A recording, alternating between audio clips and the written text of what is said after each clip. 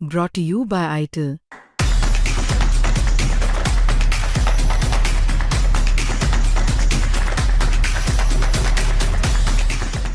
नमस्कार दोस्तों, क्राइम तक में आपका स्वागत है। क्या आपको पता है इस वक्त जो वॉर चल रही है 7वां दिन है, 1100 से ज़्यादा मौतें हो चुकी हैं। और ईरान और इजराइल की अगर हम सैनिक शक्ति की बात करें और अगर बात करें कि उनके पास कितने हथियार हैं, किस तरह के हथियार हैं, किस तरह की मिसाइल्स हैं, किस तरह के टैंक्स हैं, इसका पूरा एनालिसिस मैं लेकर आया हूँ। आपको एक एक जानकारी देता हूँ, बड़ी इंटरेस्टिंग जानकारी। क्या आपको पता है 2025 और 26 में एक रिपोर्ट छपी थी जिसके अनुसार सैनिकों की संख्या की अगर बात करें तो ईरान की जो सैन्य शक्ति है वो बहुत ज़्यादा है।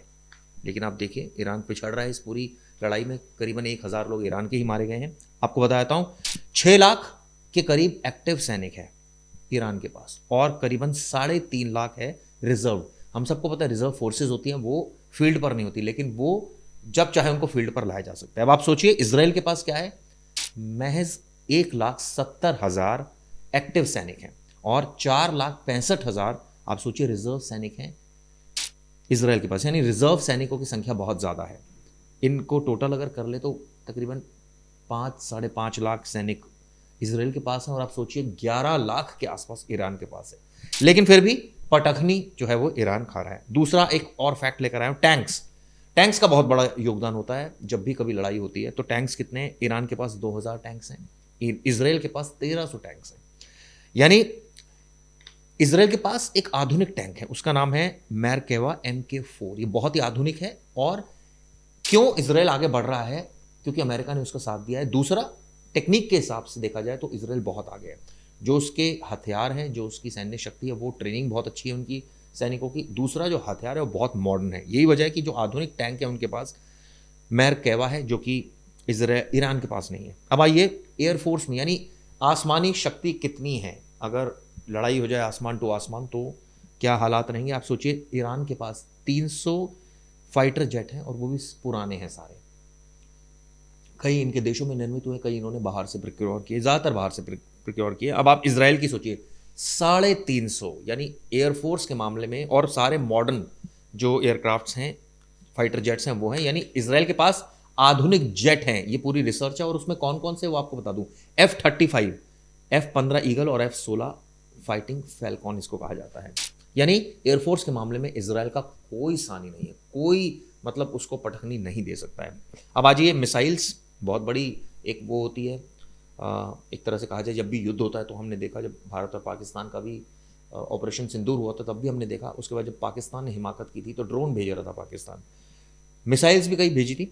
अब ईरान की असली ताकत उसकी बैलिस्टिक मिसाइल्स और ड्रोन है, ऐसा ईरान क्लेम करता है। उनके पास क्या है, शहब 3 मिसाइल है, इसके अलावा फतेह 110 मिसाइल है और शहीद 136 ड्रोन है इस नाम से। यानी तकरीबन 150 के आसपास ड्रोन है। इसराइल का आप सोचिए इनका डिफेंस सिस्टम बहुत मजबूत है। यानी ये सारी मिसाइल आएंगी तो ये आ रही हैं उनके देश में, ये भाप लेता है पहले ही इसराइल।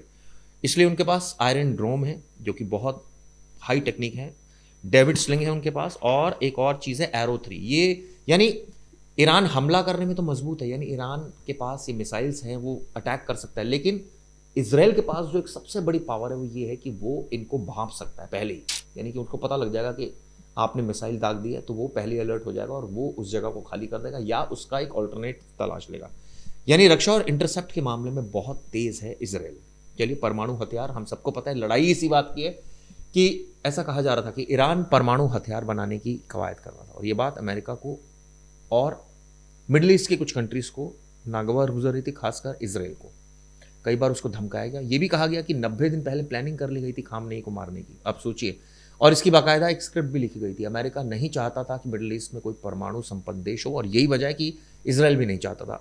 और अक्सर इस तरह की घटनाएं होती थी जिसमें ये आरोप लगा कि खामनेई जो हैं वो कई हिजबुल्ला या तमाम ऐसे आतंकी संगठनों को सपोर्ट कर रहे हैं और इसी वजह से यूएस और इसराइल में खासकर हमले हुए, उनके पीछे ईरान था। इसी वजह से उनका खात्मा किया गया, यानी खामनेई का। अब निष्कर्ष के साथ ये कहा जा सकता है इस पूरी रिपोर्ट में कि भैया ईरान के पास सैनिक संख्या तो बहुत ज़्यादा है, लेकिन अकेले सैनिक कुछ नहीं कर सकते। अगर सामने से ये कहा जाए कि एयरफोर्स टेक्नोलॉजी की अगर बात की जाए तो इसराइल का कोई सानी नहीं है। लेकिन मिसाइल और ड्रोन भी ईरान के पास है, आप सोचिए।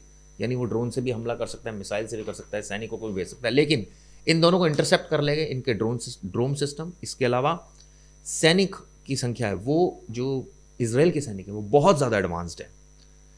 और अगर सीधा युद्ध होता है तो ये अभी तक आकलन नहीं है कि दोनों देशों को भारी नुकसान होता है। लेकिन अभी क्या हो रहा है आपको बताता हूँ। अभी ये हो रहा है कि नुकसान जो मेनली नुकसान हो रहा है वो हो रहा है ईरान को। क्यों? क्योंकि यूएस उसके साथ खड़ा है। क्योंकि जब यूएस किसी देश के साथ मिल जाता है तो आप सोच ही सकते हैं कि क्या हालात पैदा हो जाते हैं। यानी कि तब उसकी शक्ति 3 गुना ज़्यादा हो जाती है। अब आपको बता दूं, जो एक और आंकड़ा लेकर मैं आया हूं, इजराइल और ईरान की सेना का आकार, संख्या के मामले में ईरान बहुत बड़ा है, लेकिन तकनीक और ट्रेनिंग में इजराइल मजबूत है। ईरान की सेना, जैसे मैंने आपको बताया था, करीब 11 लाख के आसपास है। इसमें एक पैरामिलिट्री यानी बेसिस भी कहा जाता है, जिसको उनकी जो सेना है वो 2,20,000 है। अब आ जाइए सेना के मुख्य हिस्से ईरान के पास क्या क्या है। एक है रेगुलर आर्मी, इसको कहा जाता है, जिसको बोलते हैं आर्टेश, और दूसरा है इस्लामिक रेवोल्यूशन गार्ड कॉर्प्स यानी IRGC, और ये काफ़ी एक्टिव रहती हैं और हम देख भी रहे हैं। अब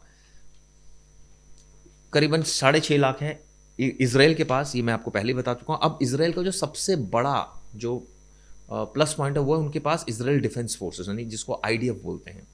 और इसकी आसान तुलना हम इस तरह से कर सकते हैं कि करीबन जो इजराइल है उसके पास अगर देखा जाए तो 1,70,000 एक्टिव सैनिक, और तकनीक, एयरफोर्स और हथियार के मामले में इजराइल का कोई सानी नहीं है। लेकिन न्यूक्लियर हथियार भी इजराइल के पास है, तो ये ऑब्वियसली उसका एक तरह से कहा जाए कि ये एक ड्रॉबैक है, सेटबैक है ईरान के लिए। लेकिन अब आप सोचिए, जो 1100 लोग, तकरीबन 1000 लोग जो ईरान में मारे गए, वो कौन कौन मारे गए? खामेनेई, उनके जो रिश्तेदार है वो मारे गए, यानी कि सुप्रीम लीडर मारा गया, और नागरिकों को नुकसान पहुंचा है, कई सैनिकों को नुकसान पहुंचा है, सरकारी अधिकारियों को नुकसान पहुंचा है, वाइटल इंस्टॉलेशन उनके डैमेज हुए हैं। जैसे हमने देखा कि मिसाइल साइट्स जहाँ पर मिसाइल तैनात होती है, इसके अलावा एयर डिफेंस सिस्टम जहाँ पर सारा ये एयर डिफेंस सिस्टम होता है वो इसके अलावा सैन्य ठिकाने और सुरक्षा मुख्यालय, ये सबसे ज़्यादा क्षतिग्रस्त हुए हैं। हालांकि कुछ रिहायशी इलाकों को भी नुकसान पहुंचा है। जब भी युद्ध होता है दोस्तों, तो अक्सर पहले जो एक देश दूसरे देश के नागरिकों को निशाना नहीं बनाता, ये एक युद्ध की पॉलिसी होती है। पहले निशाना बनाया जाता है वाइटल इंस्टॉलेशंस को, इसके अलावा जो मुख्य लीडर्स होते हैं उनको। शायद इसी सेंस में ये अटैक में भी यही किया जा रहा है। और आप सोचिए, ज़्यादातर जो तरीका इस पूरे युद्ध में अपनाया जा रहा है वो मिसाइल और ड्रोन से हमला कर रहा है ईरान, ज़्यादातर हम देख रहे हैं। लेकिन यूएस, और कल हमने देखा यूएस ने किस तरह से जो उनका युद्धपोत था ईरान का उसको निस्तनाबूद कर दिया। और कुल मिलाकर ये कहा जा सकता है कि युद्ध कब तक चलेगा इसका कोई अभी पता नहीं है, आगे क्या हश्र होगा ईरान का ये भी नहीं पता। लेकिन खामेनेई 2 को लेकर अमेरिका की पॉलिसी सीधी है कि वो कोई खामेनेई नहीं चाहता, वो चाहता है कि अब सरकार वो चलाए और अपने हिसाब से वहाँ सरकार का गठन हो। क्या ये संभव है? क्योंकि सबसे बड़ा हब जो है वो ईरान है तेल का। अगर तेल रोक दिया तो बहुत देशों को नुकसान पहुंच जाएगा। लेकिन क्या वो कर सकता है ऐसा? मजबूरी उसकी बहुत सारी है, ये अगली रिपोर्ट में आपको बताऊंगा। जाते जाते वर्ल्ड के लीडर्स ने बहुत कमेंट किए हैं। जेलेंस्की का बयान आप सुनिए, इसको लेकर ईरान का क्या नज़रिया है वो भी आप सुनिए। बहुत सारी बाइट्स हैं, जाते जाते वो बाइट्स आपको छोड़ता जा रहा हूँ। उम्मीद करता हूँ ये वीडियो दोस्तों आपको पसंद आई होगी, और मैंने कोशिश ये की कि एक सैन्य शक्ति बताई जा सके। और एक और रिपोर्ट जो मैं पढ़ रहा था वो भी आपको इसमें क्लब कर देता हूँ। दरअसल ये भी जानकारी निकल कर आ रही है कि 90 दिन पहले ही खामनेई को मारने की प्लानिंग कर ली गई थी, और इजराइल के रक्षा मंत्री ने इस बात का खुलासा किया। उन्होंने कहा है कि नवंबर 2025 में प्रधानमंत्री यानी PM जो नेतन्याहू थे उनके साथ बैठक में ईरान के सर्वोच्च नेता को मारने का फैसला लिया गया था। ये खुलासा उन्होंने किया है। इसके साथ साथ 2026 के मध्य में ऑपरेशन की योजना थी। ईरान में विरोध प्रदर्शनों के बाद इसे जनवरी में आगे बढ़ा दिया गया था। और इस तरह की जो क्लेम किया जा रहा है, अब ऐसे में इन क्लेम्स में कितनी सच्चाई है ये तो वक्त आने पर पता चलेगा भी नहीं चलेगा, इसका कुछ कहा नहीं जा सकता। चलिए वीडियो कैसी लगी जरूर बताइएगा। धन्यवाद। I hear the people are saying we're going to have an endless war here. You're not going to have an endless war. Now, of course, it's up to the people of Iran in the final count to change the government. But we are creating, America and Israel together are creating the conditions for them to do so. And I think peace between Israel and Saudi Arabia would be really possible and probably very close once this thing happens. So this is a gateway for peace, for a broader peace, and I believe that we can achieve it. I'd like to give you an operational update on where we are and provide you with some key facts. By order of the President of the United States and the Secretary of War, our military in the Middle East is undertaking an unprecedented operation to eliminate Iran's ability to threaten Americans, as they've been doing for nearly half a century. Having spent more than 36 years in the military, I could not be prouder of America's sons and daughters in uniform who are answering the call. More than 50,000 troops, 200 fighters, 2 aircraft carriers, and bombers from the United States are participating in this operation, and more capability is on the way. These forces bring a massive amount of firepower, representing the largest buildup by the U.S. in the Middle East in a generation. In the opening hours of Operation Epic Fury, U.S. Central Command forces, together with Israel, delivered overwhelming and unprecedented strikes into Iran, and we continue with 24/7 strikes into Iran from seabed to space and cyberspace. Is Iran ready for any kind of negotiations with U.S.? Up to now, no, because we were in the negotiation table. They destroyed the negotiation table. They started the war. You know that at the first time, the elementary school targeted to the aggression. They killed 160 girl students. This is terrible.